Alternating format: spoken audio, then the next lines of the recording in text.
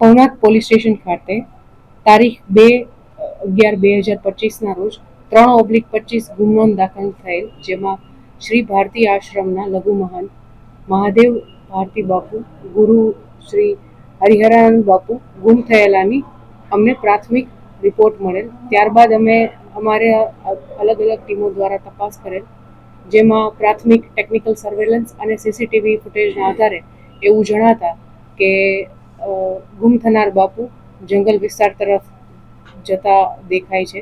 ત્યારબાદ અમે dog squad તથા બીજી 3 અલગ અલગ ટીમો બધી એજન્સીને સાથે રાખી અને તપાસ કરેલ, જેમાં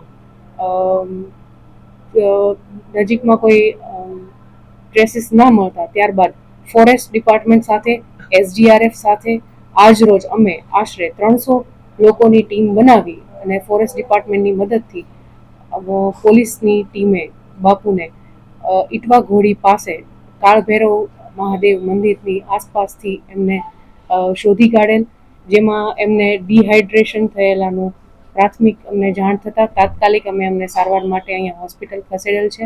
બાપુ હાલ સ્વસ્થ છે અને એમની સારવાર ચાલુ છે. સર, જોવા જઈએ તો ખાસ બાપુ ક્યાં રોકાણા હતા, આટલા દિવસથી ગુમ હતા, એવું કઈ સામે આવ્યું છે? ના, હાલ એ તપાસ ચાલુ છે. પ્રથમ અમે પ્રાથમિક સારવાર માટે અમને હાલ અહીંયા તાત્કાલિક ખસેડેલ છે. જે જગ્યાએથી બાપુ મળ્યા છે ત્યાં તે ચાલતા આવતા હતા, બેઠા હતા, ત્યાં એ ડિહાઇડ્રેશન થઈને બેહોશ થઈ ગયા હોય એવી પરિસ્થિતિ